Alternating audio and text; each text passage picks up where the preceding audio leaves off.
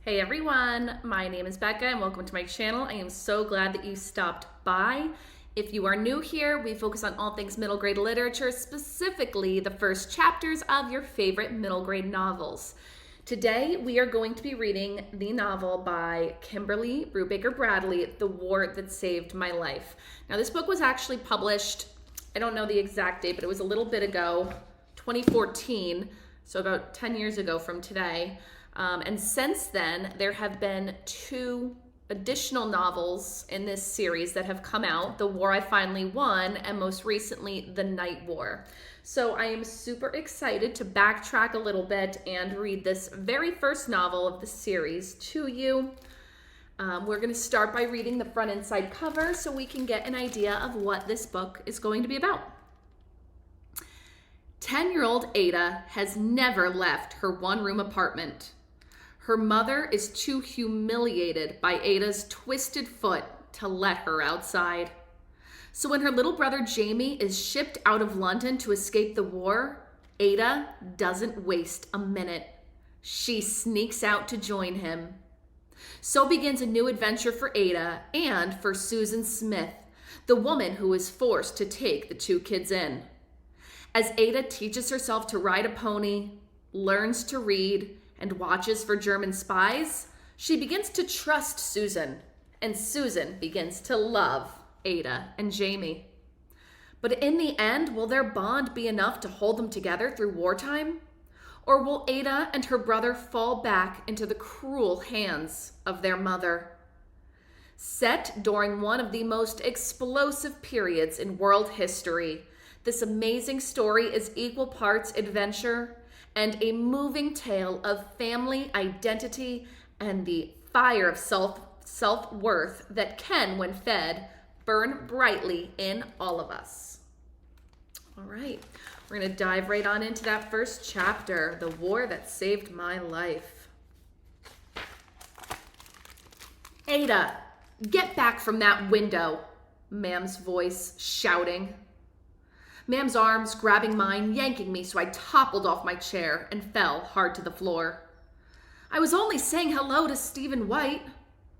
I knew better than to talk back, but sometimes my mouth was faster than my brain. I'd become a fighter that summer. Mam smacked me, hard. My head snapped back against the chair leg, and for a moment, I saw stars. Don't you be talking to nobody, Mam said. I'd let you look out that window out of the kindness of my heart, but I'll board it over if you go sticking your nose out, much less talking to anyone. Jamie's out there, I mumbled. And why shouldn't he be, Mam said. He ain't a cripple, not like you. I clamped my lips over what I might have said next and shook my head to clear it. Then I saw the smear of blood on the floor. Oh, mercy. I hadn't cleaned it all up from this afternoon. If Mam saw it, she'd put 2 and 2 together fast. Then I'd be in the soup for sure. I slid over until my bottom covered the bloodstain and curled my bad foot beneath me. You better be making my tea, Mam said. She sat on the edge of the bed and peeled off her stockings, wiggling her 2 good feet near my face. I'm off to work in a bit. Yes, ma'am. I pushed my window chair sideways to hide the blood. I crawled across the floor, keeping my scabbed over bad foot out of Mam's line of sight. I pulled myself onto our second chair, lit the gas ring, and put the kettle on. Cut me some bread and dripping, Mam said. Get some for your brother, too. She laughed. And if there's any left, you could throw it out the window. See if Stephen White would like your dinner. How'd you like that? I didn't say anything. I cut 2 thick slices of the bread and shoved the rest behind the sink. Jamie wouldn't come home until after Mam left anyway, and he'd always share whatever food there was with me. When the tea was ready, Mam came to get her mug. I see that look in your eyes, my girl, she said. Don't start thinking you can cross me. You're lucky I put up with you as it is. You have no idea how much worse things can be. I had poured myself a mug of tea too. I took a deep swallow and felt the hot liquid scald a trail clear down to my gut. Ma'am wasn't kidding. But then, neither was I. There are all kinds of wars. This story I'm telling starts out 4 years ago at the beginning of the summer of 1939. England stood on the edge of another great war then, the war we're in the middle of now. Most people were afraid. I was 10 years old, though I didn't know my age at the time. And while I'd heard of Hitler, little bits and pieces and swear words that floated from the lane to my third-floor window, I wasn't the least concerned about him, or any other war fought between nations. You'd think from what I've told you already that I was at war with my mother. But my first war, the one I waged that June, was between my brother and me. Jamie had a mop of dirt brown hair, the eyes of an angel, and the soul of an imp. Ma'am said he was 6 years old and would have to start school in the fall. Unlike me, he had strong legs and 2 sound feet on the end of them. He used them to run away from me. I dreaded being alone. Our flat was 1 room on the 3rd floor above the pub where Ma'am worked nights.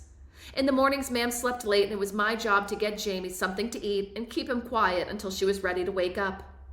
Then Ma'am usually went out to shop or talk to other women in the lane. Sometimes she took Jamie with her, but mostly not.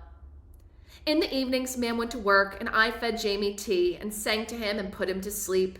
And I'd been doing all that for as long as I could remember. From the days when Jamie still wore diapers and was too small to use the pot. We played games and sang songs and watched the world out the window. The Iceman and his cart, the rag and bone man and his shaggy pony, the men coming home from the docks in the evenings, and the women hanging out wash and talking on stoops. The children of the lane skipping rope and playing tag. I could have gotten down the stairs even then. I could have crawled or scooted on my bottom. I wasn't helpless. But the one time I did venture outdoors, Ma'am found out and beat me until my shoulders bled. "You're no but a disgrace," she screamed. "A monster with an ugly foot. You think I want the world seeing my shame?" She threatened to board the window if I went downstairs again. That was her threat to me.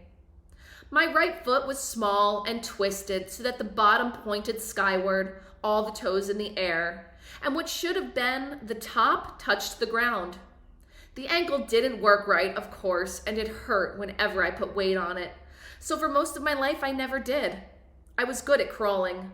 I didn't protest staying in one room so long as it held both Jamie and me. But as Jamie grew older, he wanted to be with other children, playing in the street. "Why shouldn't he?" Ma'am said. "He's normal enough." To Jamie, she said, "You're not like Ada. You can go wherever you'd like." "He can't," I said. "He has to stay where I can see him." At first, he did. But then he made friends with a gang of boys and went running out of sight all day. He came home with stories about the docks on River Thames, where big ships unloaded cargo from around the world. He told me about trains and warehouses bigger than our whole block of flats. He'd seen St. Mary's, the church by whose bells I marked time. As the summer days grew longer, he stayed out later and later until he came home hours after Ma'am left. He was gone all the time, and Ma'am didn't care. My room was a prison. I could hardly bear the heat, and the quiet, and the emptiness.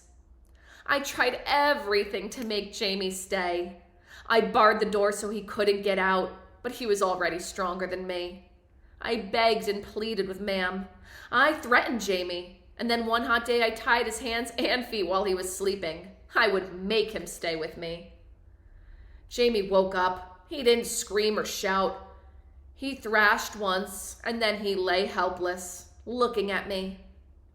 Tears slid down his cheeks. I untied him as quickly as I could. I felt like a monster. He had red marks on his wrist from where I'd pulled the string too tight. "I won't do it again," I said. "I promise I'll never do that again." Still his tears flowed. I understood. In all my life, I'd never hurt Jamie. I'd never hit him, not once. Now I'd become like Ma'am. I'll stay inside, he whispered. No, I said. No, you don't need to, but have some tea before you leave. I gave him a mug and a piece of bread and dripping. It was just the two of us that morning. Ma'am gone, I don't know where. I patted Jamie's head and kissed the top of it and sang him a song, and did all I could to make him smile.